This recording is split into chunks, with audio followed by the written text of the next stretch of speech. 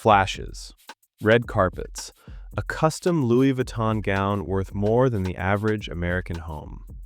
To the casual observer, Millie Bobby Brown is simply the lottery winner of the streaming generation, the child star who got lucky. But if you look past the magazine covers and dig into the financial filings, a very different picture emerges. This is not a story about luck.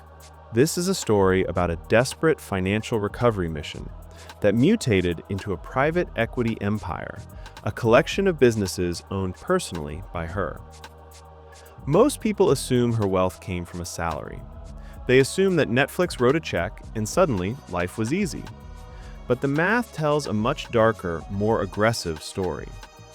To understand how a teenager built a portfolio that rivals veteran studio executives, we have to ignore the fame.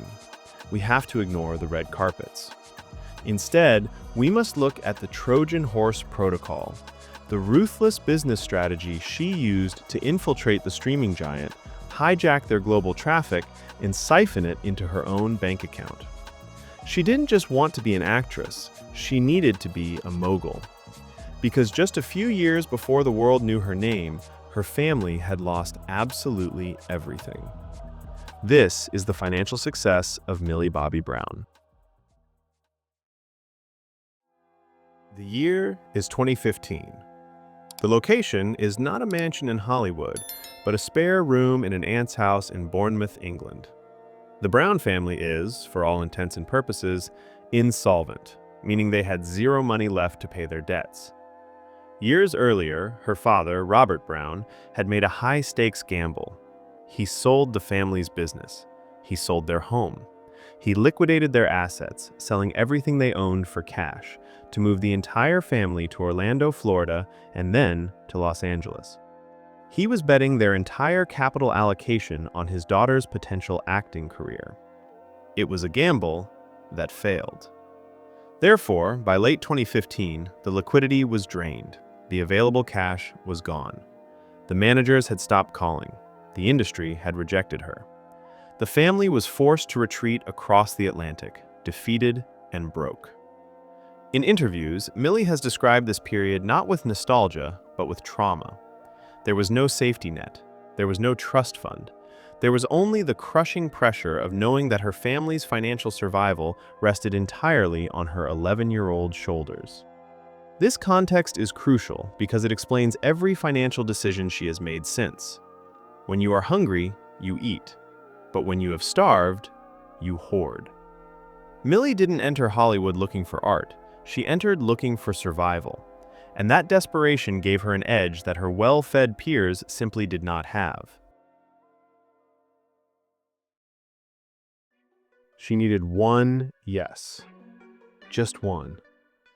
And she got it, in the form of a cryptic audition for a streaming service that, at the time, was still finding its place in original content. The show was Stranger Things. The role was a silent, shaven-headed girl named 11.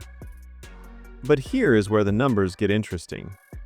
When she signed the contract for Season 1, she was a frantic, unknown entity. Her negotiating power was zero. Industry reports estimate her starting salary was roughly $30,000 per episode. For an 8-episode season, that is $240,000. To a normal person, that is a fortune, enough to buy a house in cash in most of America. However, to a family drowning in debt, living in a high-tax jurisdiction, paying agents, managers, and publicists, that money evaporates before it even hits the bank account. She had cash flow, money coming in, but she didn't have true liquidity. Yet. The show didn't just succeed, it became a global cultural phenomenon. Therefore, a massive leverage imbalance was created, a shift in power where she held all the cards. Suddenly, Netflix needed Millie more than Millie needed Netflix. By Season 3, her team renegotiated aggressively. Her fee skyrocketed to a reported $300,000 per episode. By Season 5, sources suggest the number hit $12 million for the season. That is a classic hockey stick growth curve, a line that stays flat for years, then shoots up vertically like a rocket. But Millie, or perhaps the team guiding her, understood a fundamental rule of economics that destroys most child stars. High income is not the same as high net worth. A salary, even a $12 million salary, is taxed at the highest bracket. Agents take 10%. Managers take 10 to 15%. Lawyers take 5%. By the time the capital lands in the ledger, 60% of it is gone. She was still trading time for money. She was still an employee. A very well-paid employee, but an employee nonetheless. If the show ended, the cash flow would stop. And remembering the poverty of 2015, that was a risk she refused to take. She needed a way to stop renting her time and start acquiring assets, things that pay you while you sleep. But doing so would require a business maneuver so audacious, it would change the way Hollywood deals with talent forever. So around 2019, just as her fame was peaking, she made a pivot. She stopped playing checkers and started playing 4D chess. She realized that the most valuable thing Netflix gave her wasn't the paycheck, it was the distribution. Netflix was spending billions of dollars on marketing to put her face on screens in 190 countries. They were paying the customer acquisition cost, the price of getting a new fan to pay attention. All she had to do was figure out a way to capture that traffic and divert it into something she actually owned. This is where she deployed the Trojan Horse Protocol. To fully understand the Millie Bobby Brown business model, we have to look at this mechanism. To the public, she was just expanding her brand. But to a financial analyst, she was building a sophisticated equity diversion pipeline. Here is how the mechanism works. Most actors wait for the phone to ring. They wait for a studio to offer them a role. Millie created her own studio. She launched PCMA Productions. This wasn't a vanity title. This was a holding company, a business structure designed just to own other assets. When she pitched the film Enola Holmes to Legendary Pictures, and later Netflix, she didn't just sign on as the lead actress, she signed on as the producer. This distinction is worth millions. An actress gets a fee, but a producer gets a fee plus a back-end cut of the profits, a percentage of the earnings after the movie releases, plus creative control, plus credits that build long-term institutional value. For Enola Holmes 2, reports indicate she secured a $10 million upfront payment. That is a historic number for an actor under the age of 20. But the real win was the credit. She was now a partner in the production, sitting on the same side of the table as the executives. However, that was just the warm-up. The true genius of the Trojan Horse Protocol lies in her move into consumer goods. In 2019, she launched Florence by Mills, a clean beauty brand targeted directly at Gen Z. Now, pause for a second. Celebrity beauty brands are common. Rihanna has Fenty, Selena Gomez has Rare, but Millie's timing was surgical. She launched this brand exactly when her social media engagement was at its absolute peak, fueled by the release of Stranger Things Season 3. She didn't have to pay millions in advertising to get customers. She just had to post a video.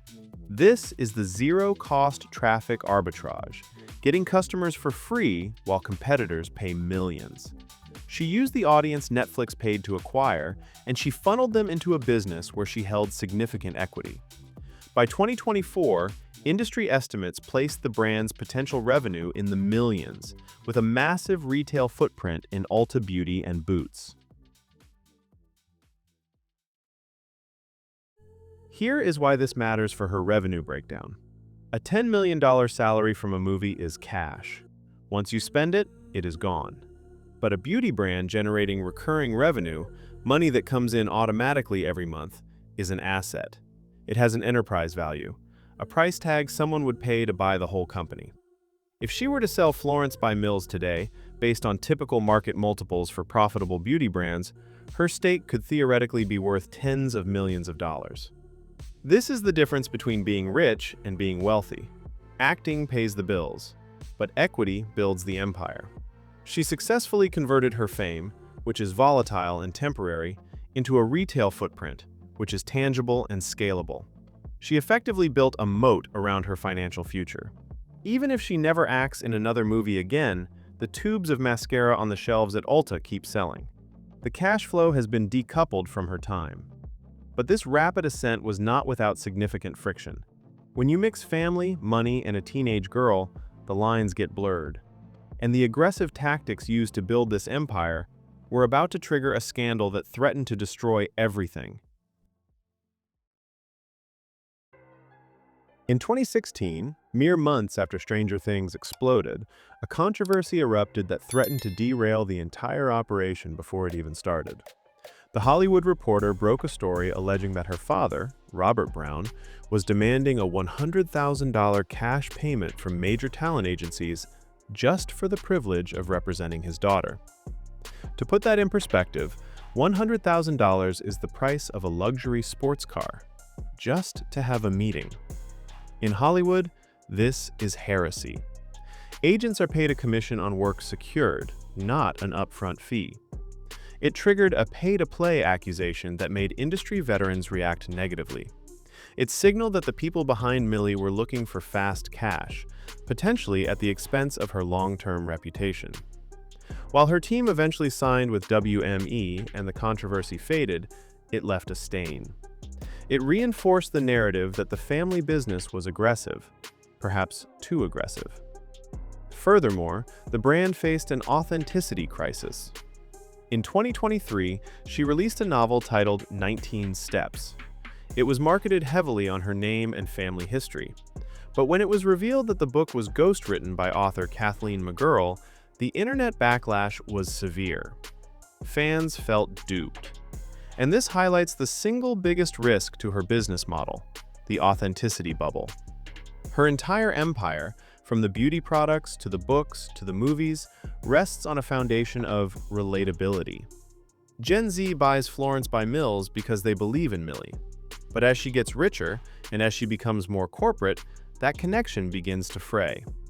If the audience decides she is no longer Eleven, the hero, but just another cynical celebrity selling them products they don't need, the traffic funnel from Netflix stops working, and the valuation of her equity collapses.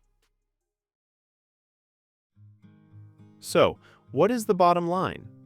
When you combine the aggressive saving of her film salaries, the production fees from PCMA, and a conservative valuation of her stake in Florence by Mills, the math puts the current Millie Bobby Brown net worth in the range of $14 million to $22 million. Some estimates go higher, assuming a full exit from her beauty brand. But until that sale happens, that wealth remains illiquid, locked up in the value of the company, not sitting in a bank account. Millie Bobby Brown's success is not a fairy tale. It is a case study in leverage. She looked at the Hollywood machine that usually chews up child stars and spits them out broke, and she decided to reverse the polarity.